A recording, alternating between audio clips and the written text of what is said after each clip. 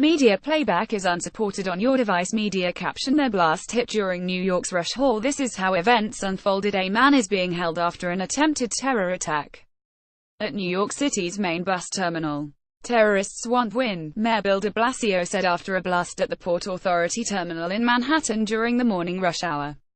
On Monday, the suspect, Akadullah, a 27-year-old Bangladeshi immigrant, was injured by a low-tech explosive device strapped to his body, officials say. 3 other people suffered minor wounds when it blew up in an underpass.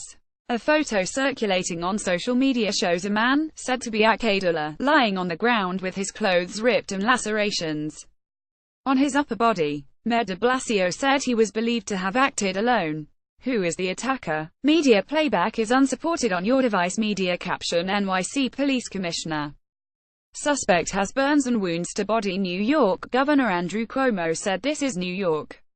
The reality is that we are a target by many who would like to make a statement against democracy, against freedom.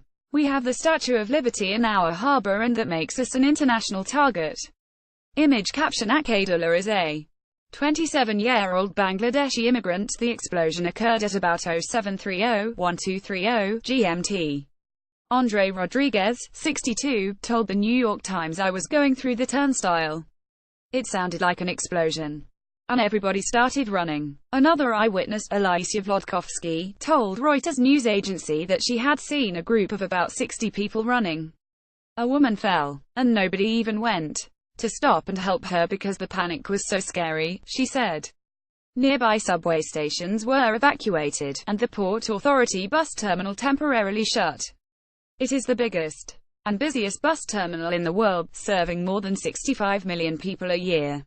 The suspect's home in the New York City borough of Brooklyn is being searched, the New York Times reports. He may have been recently working at an electrical company, according to the New York Post. Mr. Ullah emigrated to the U.S. on a family visa.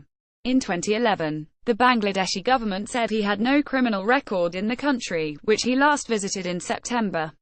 White House spokeswoman Sarah Sanders claimed that if Mr. Trump's proposed immigration crackdown had already been in place, the attacker would have never been allowed to come into the country.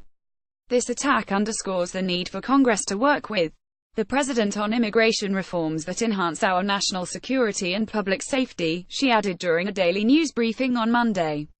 Image caption: Several blocks of the city have been cordoned off. Recent New York terrorist incidents. October 2017, an Uzbek immigrant drove a truck into pedestrians, killing 8 people. He is facing murder and terror charges. It was the deadliest attack in the city since the 11th of September 2001.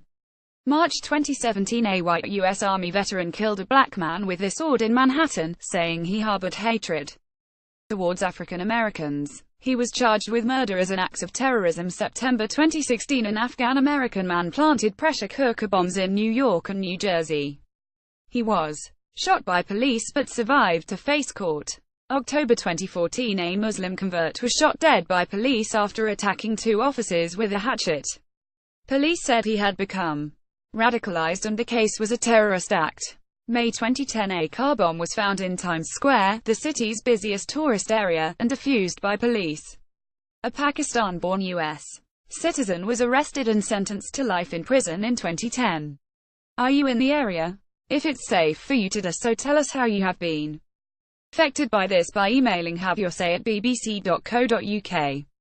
You can also contact us in the following ways: tweet at @BBC_HaveYourSay, WhatsApp 447555173285, text and SMS or MMS to 61124 UK. Please read our terms conditions.